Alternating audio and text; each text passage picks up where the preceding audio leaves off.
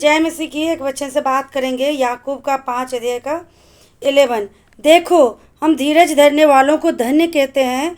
तुमने अय्यूब के धीरज के विषय में तो सुना ही है, और प्रभु की ओर से जो उसका प्रतिफल हुआ उसे भी जान लिया है। मेरे खुदावंत के लोगों, हम परमेश्वर के लोग हैं। हम संसार में थे, हम पाप में थे, हम बंधन में थे, लेकिन प्रभु ने हमें क्या किया? पाप से, बंधन से, संसार से आजाद किया। तो हम आज प्रभु में आनंद का जीवन बिता रहे। लेकिन आज हम प्रभु में जितना भी भाई बहन है जो प्रभु को ग्रहण किए, तो उसके अंदर ये स्वभाव बहुत ज़रूरी है कि धीरज रहना चाहिए। मसीह के अंदर बहुत ज़्यादा ज़रूरत है कि हमारे अंदर ये स्वभाव रहना ही चाहिए कि धीरज हमारे अंदर काम करे, धीरज हमारे अंदर रहना चाहिए मेरे प्रिय लोगों। क्योंकि हम परमेश्वर में जब आते हैं तो परमेश्वर में आने के बाद भी हमारे जीवन में बहुत सारी परीक्षाएं आती है, बहुत सारी तकलीफ़ें आती है, बहुत सारी टॉर्चर से हम लोग गुजरते हैं, निंदाओं से गुजरते हैं। तो उस टाइम ये वरदान, ये स्वभाव हमारे जीवन में रहता है तो काम करते, हम धीरज धरते हैं। यदि हमारे अंदर धीरज की आत्मा नहीं है तो हम क्या करते हैं? संसार में फिर से लौट जाते हैं। लेकिन खुदा चाहता है कि यदि हम प्रभु में आए तो हमारे अंदर धीरज रहना, क्योंकि प्रभु में आने के बाद भी बहुत सारे आपको संघर्ष का सामना करना पड़ेगा, लेकिन आपको धीरज धरना है। जैसे हमारे लिए एक एग्जाम्पल है, एक उदाहरण है अय्यूब।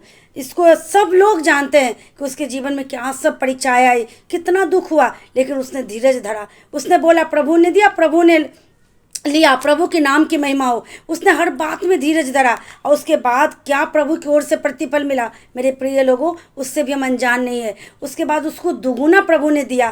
तो आज हमारे जीवन में भी यदि कोई दुख आ रहा है, तकलीफ आ रही है, तो धीरज धरना। बहुत सारे मसीह लोगों के जीवन में धीरज नहीं रहता है, तुरंत घबरा जाते हैं, प्रभु को छोड़ देते हैं, वो दुख में स्थिर नहीं रह पाते। लेकिन रोमियो का 12 अध्याय में 12 में लिखा है कि दुख में स्थिर हो, क्लेश में स्थिर रहो, प्रभु में प्रार्थना में लगे रहो। हाँ मेरे खुदावंत के लोगों, यदि दुख आ रहा है आपके जीवन में, पतरस में लिखा है यदि दुख आ रहा है, तकलीफ आ रहा है, तो अचंभे की बात नहीं है। मेरे खुदा के ऊपर भी आया, मेरे यीशु के ऊपर भी आया, लेकिन हम धीरज धरना है। यदि हम गलत काम करके धीरज धर रहे हैं, दुख उठा रहे, तो क्या लाभ है? लेकिन पतरस में लिखा है यदि हम भले काम करके हम दुख उठा रहे, धीरज धर रहे हैं, तो ये प्रभु को भाता है मेरे प्रिय लोगों। और प्रभु इसी के लिए बुलाया भी है। तो आपको हमको धीरज धरना बहुत बहुत इम्पोर्टेंट है, बहुत बहुत मतलब ज़रूरत है। तो इसके लिए आज के बाद ये ज़रूर अपने अंदर इस स्वभाव को लाइए। यदि कुछ चीज़ हमें नहीं मिल रहा है, यदि हमको चाहिए, अभी प्रभु से मांग रहे, नहीं मिल रहा है, धीरज धरिए, प्रार्थना में लगे रहिए, प्रभु से लिपटे रहिए।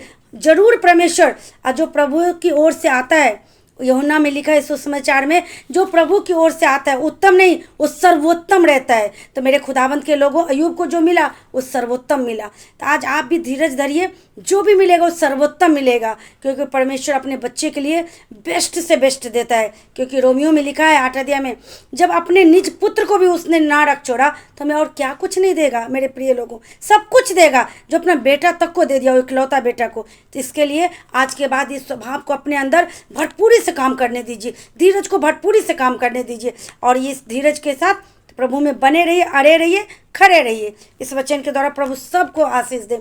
सभी को जय मसीह की, सबको जय मसीह की।